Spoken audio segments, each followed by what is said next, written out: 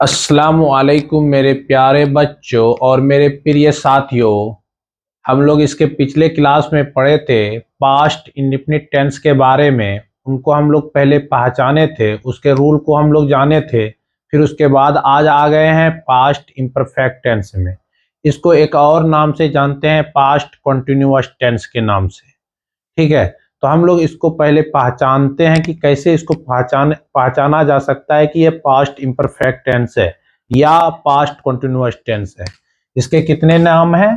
दो नाम है, पास्ट इम्परफेक्ट टेंस और पास्ट कंटिन्यूअस टेंस। तो इसको हम लोग पहले पहचानेंगे। कह रहा है पास्ट इम्परफेक्ट टेंस की पहचान वाक्य के आखिर में रहा था, रही थी, रहे थे आदि शब्द आता है, उसे पास्ट इम्परफेक्ट टेंस कहते हैं या कह सकते हैं पास्ट कंटिन्यूअस टेंस। क्या कह रहा है बच्चों? पास्ट इम्परफेक्ट टेंस की पहचान वाक्य के आखिर में रहा था, रही थी, रहे थे आदि शब्द आता है, उसे हम लोग क्या कहेंगे बच्चों? पास्ट इम्परफेक्ट टेंस कहेंगे या तो पास्ट कंटिन्यूअस टेंस कहेंगे। ठीक है, अब हम लोग जानेंगे, जैसे में दिया हुआ है मैं खा रहा था, आखिर में क्या आ रहा है बच्चों? रहा था। और यहाँ पे क्या आ रहा है? रहा था, यानी वह पढ़ रहा था, या हम बोल सकते हैं वह पढ़ रही थी या वह सो रही थी। तो इस टाइप के उदाहरण को हम लोग क्या बोलेंगे? पास्ट इम्परफेक्ट टेंस कहेंगे। ठीक है, तो अब हम लोग कुछ बातों को जानते हैं। पहला है, पास्ट इम्परफेक्ट टेंस में हेल्पिंग वर्ब के रूप में वाज वेयर का प्रयोग सब्जेक्ट के अनुसार किया जाता है। क्या कह रहा है बच्चों? कि पास्ट इम्परफेक्ट टेंस में हेल्पिंग वर्ब के रूप में वाज वेयर का प्रयोग सब्जेक्ट के अनुसार किया जाता है, यानी सब्जेक्ट तुम्हारा जैसा रहेगा वैसा तुम्हारा हेल्पिंग वर्ब रहेगा, यानी वाज या वेयर। यानी सब्जेक्ट अगर आई रहेगा तो उनके साथ वाज आएगा, अगर वी रहेगा सब्जेक्ट तो उनके साथ वेयर आएगा, कहने का मतलब है। अब आगे लिखा हुआ है, और मैन वर्ब के रूप में भी फोर का प्रयोग किया जाता है। क्या कह रहा है बच्चों? कि मैन वर्ब के रूप में भी फोर का प्रयोग किया जाता है। मैन वर्ब के रूप में भी फोर का प्रयोग किया जाता है, यानी वर्ब का चौथा रूप। जैसे बोलेंगे प्ले के साथ हम लोग आई एन जी जोड़ देंगे तो क्या हो जाएगा बच्चों? प्लेइंग हो जाएगा। यानी किसी वर्ब के साथ आई एन जी जोड़ देने से यानी वर्ब का चौथा रूप बन जाता है। वर्ब के कितने रूप होते हैं? 5 रूप होते हैं। यहाँ पे दिया हुआ है, सब्जेक्ट अगर वी रहे, यू रहे, दे रहे, राम एंड श्याम कहने का मतलब है plural noun. Ram and Shyam कहने का मतलब है कि प्लूरल नाउन रहे तो वेयर का प्रयोग करेंगे। क्या करेंगे बच्चों? वेयर का प्रयोग करेंगे। अब यहाँ है, सब्जेक्ट अगर आई, ही, सी, इट, राम रहे तो इनके साथ हम लोग क्या करेंगे बच्चों? वाज का प्रयोग करेंगे। यहां तक में कोई दिक्कत?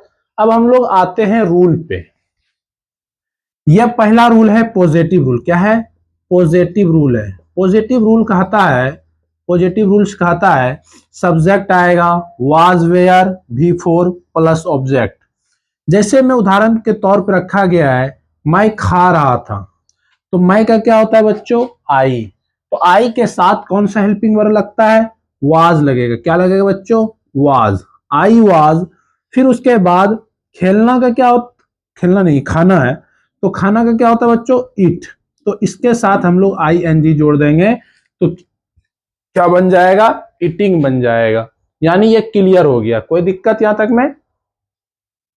अगला है, राम पढ़ रहा था। राम पढ़ रहा था, राम वाज। पढ़ना का क्या होता है बच्चों? रीड। तो इसके साथ हम लोग आई एन जी जोड़ देंगे तो रीडिंग हो जाएगा। नेक्स्ट उदाहरण है, राम और श्याम खेल रहे थे। राम और श्याम खेल रहे थे तो क्या हो जाएगा बच्चों? राम एंड श्याम। यानी दो नाम है, यानी प्लूरल सब्जेक्ट के साथ प्लूरल हेल्पिंग वर्ब का प्रयोग किया जाएगा, यानी वेयर का प्रयोग करेंगे। क्या करेंगे बच्चों? वेयर का प्रयोग करेंगे। तो फिर उसके बाद कह रहा है खेल रहा था, खेल रहे थे। राम और श्याम क्या कर रहे थे? खेल रहे थे। तो क्या हो जाएगा बच्चों? प्लेइंग। खेलना का क्या होता है बच्चों? Playing. Ram and Shyam were playing. अब है अगला रूल, निगेटिव रूल है। क्या है? Negative rule. ठीक है, तो निगेटिव रूल क्या कहता है? Subject was were plus not plus भी four plus object. Negative sentence कहता किसको है? यानी निगेटिव सेंटेंस नकारात्मक। निगेटिव का मतलब क्या होता है बच्चों? नकारात्मक। जैसे मैं लिखा हूं, मैं नहीं खा रहा था, मैं नहीं खा रहा था, तो क्या बन जाएगा? आई वॉज नॉट, क्या हो जाएगा बच्चों? I was not eating. तो ये सब्जेक्ट हो गया। वाज तुम्हारा क्या हो गया बच्चों? हेल्पिंग वर्ब, निगेटिव सेंटेंस था, निगेटिव आ गया। ईट तुम्हारा क्या हो गया? ईटिंग, भी फोर हो गया। नेक्स्ट क्वेश्चन है, राम नहीं पढ़ रहा था, तो राम है, तो राम वाज नॉट, पढ़ना का क्या होता है? रीड, तो आई एन जी जोड़ देंगे, क्या हो जाएगा बच्चों? रीडिंग हो जाएगा। तो राम वाज नॉट रीडिंग, यह बन के तैयार हो गया। यह तुम्हारा क्या हो गया बच्चों? सब्जेक्ट। यह हो गया helping verb, not negative sentence था। रीडिंग तुम्हारा क्या हो गया बच्चों? V four. तो नेक्स्ट क्वेश्चन है, राम और श्याम नहीं पढ़ रहा था, तो Ram and Shyam, Ram and Shyam were not, पढ़ना, पढ़ना का है रीड, तो क्या हो जाएगा बच्चों? रीडिंग। राम और श्याम नहीं पढ़ रहा था। तो यह तीन उदाहरण थे, तीनों उदाहरण को हमने बना दिया बच्चों। यहां तक में कोई दिक्कत? कोई दिक्कत? अब नेक्स्ट रूल है इंट्रोगेटिव रूल। इंट्रोगेटिव का मतलब होता है प्रश्न पूछने वाला, यानी प्रश्न पूछा जाएगा। इसमें क्या होता है बच्चों? हेल्पिंग वर्ब सब्जेक्ट से पहले आता है। इसमें क्या होता है बच्चों? हेल्पिंग वर्ब सब्जेक्ट से पहले आता है।